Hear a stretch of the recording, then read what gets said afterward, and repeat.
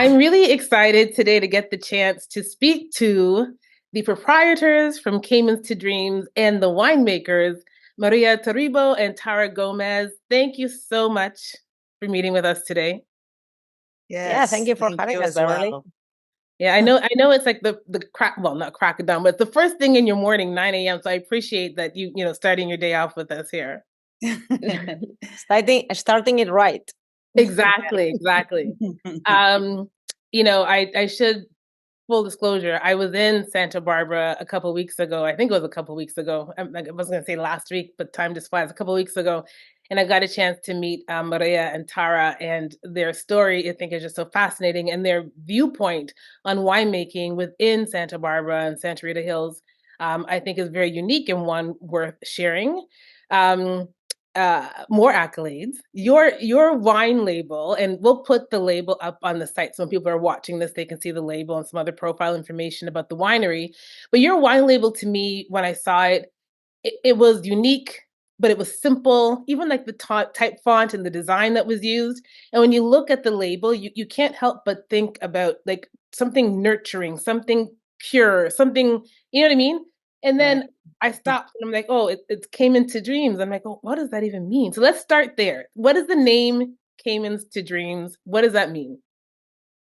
So, Camins translates to path or road in Catalan, which is my language. I'm from Barcelona in Spain.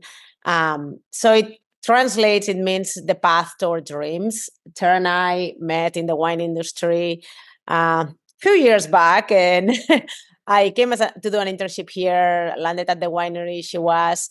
And after that, I went back to Spain and we started traveling together. We became friends, and she would come every year to visit me in Spain, and we would travel through all Europe, visiting wineries and learning more about wine and different wine regions.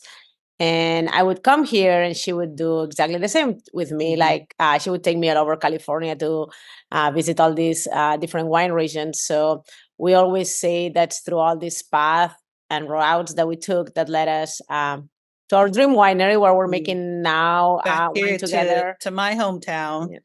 Yeah. And so yes, The path to our dreams. path to our dreams, correct. I love that.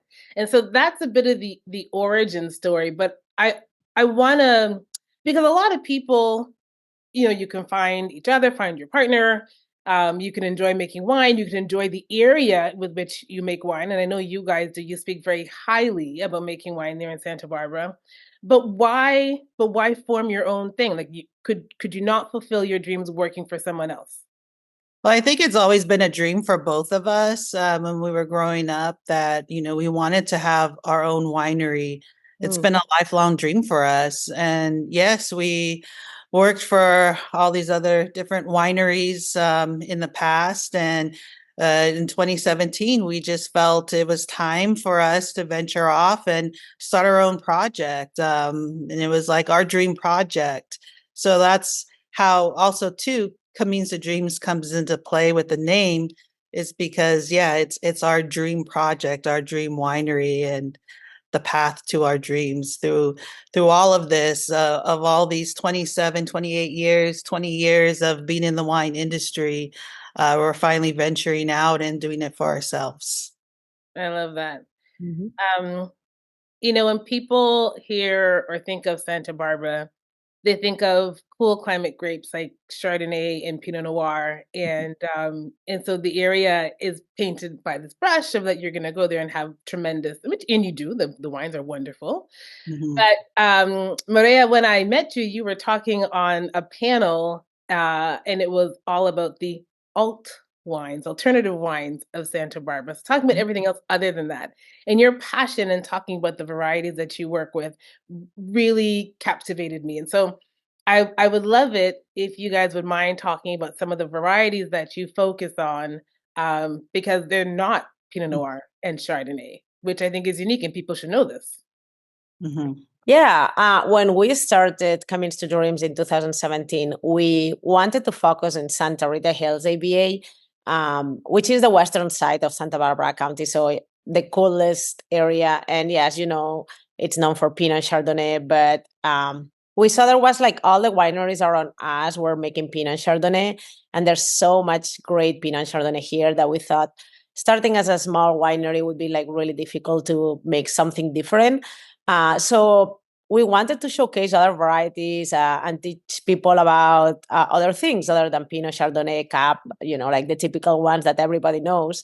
And then we started with Syrah from here, from Santa Rita Hills, because we love Northern Rhone is one of our favorite places. We love the Syrahs from there. And Santa Rita Hills is this little spot here in Santa Barbara County where you get Syrahs that are like really fresh, spicy, peppery. So that's everything we wanted to make. And then we added Gruner as a white variety because it was really unknown still in this area. And it is still, it's like super small amounts produced. So those ones have been like since the beginning, our flagships and our main varieties. We make 3-4 different vineyard designated Syrahs every year, and the same with the Gruners, both still in sparkling. Mm-hmm. Yeah, so we really just wanted to focus on the underrepresented varieties that are grown here and in Santa Barbara County, and just bring attention to those other varieties besides your classic varieties, as Mireia just mentioned, and awareness to it. So bringing more diversity in the grape varieties. I love that. Is there a grape variety that you guys have your eye on that's there locally that you think I would be surprised to know is being grown there? Oof, I think any variety that you can imagine it's grown in Santa Barbara County. Right. We have more than 70 varieties planted. So from Spanish varieties to French varieties, Italian, like really like almost everything you can imagine. There's a little spot in some area. The great thing of Santa Barbara County is that we have all these different microclimates. So there's always a great spot for a variety. I don't think there's something that doesn't grow here good. Yeah, right. No, I agree. That goes for grapes and other vegetation as well. So great segue, Mireia. You talked about Spanish grapes. And so what I want to know, because I'm curious when people have made wines throughout the world, is what the greatest differences are when you come from one region to the next. So with Spain, aside from climate and pedology, were there any major differences that you noticed when you came over to the United States to make wine there in Santa Barbara?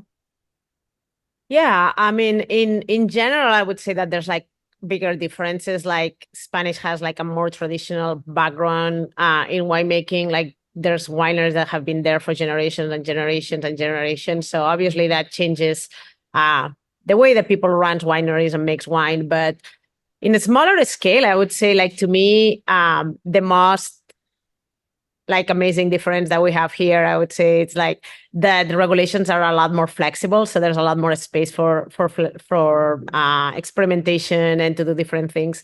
In Spain, when you work in a specific wine region, you need to make the varieties that are allowed in that wine region, and they may not be many. And here, for example, I can work with any variety that I want. And we can purge grapes from wherever we want, and nobody said, "Oh no, it's like a mile from the line of the AVAs." So yeah, that gives us a lot more experimentation as young winemakers. I think we want to try always new things, so that's a little bit more fun here. Nice. As someone who enjoys your wines, do you think there's in the future a Camins to Dreams that is in Spain? Do you think it'd open up a Ooh. That would be great, but that's awesome. Mireia does have a little vineyard there in homemaking for homemaking a few vines. But the difficult part of that would be that the harvest is during the same time of the year. Right. But maybe some year we do some collaboration with someone there. With your parents? Yeah. her parents are the ones that are picking the grapes for her. Oh dear. And are they making the wines too? They're trying to make but it's like 1 barrel a year. It's nothing big. Still. And they're probably very proud of what they've created. Oh, absolutely. Yeah. They That's like to show us the harvest every year we come. Yeah. They pull it all out for us and we go through and we taste it and talk about it. So yeah, I think it's actually really fun. Yeah, it is. that is awesome. I love that. That made me smile. For folks who are getting to know your brand or who already know it and love it, like myself, um, what are some things you would love to share with people?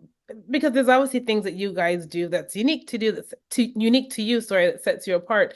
But what are some things you'd like to share with people around your philosophy to winemaking? I'm super curious.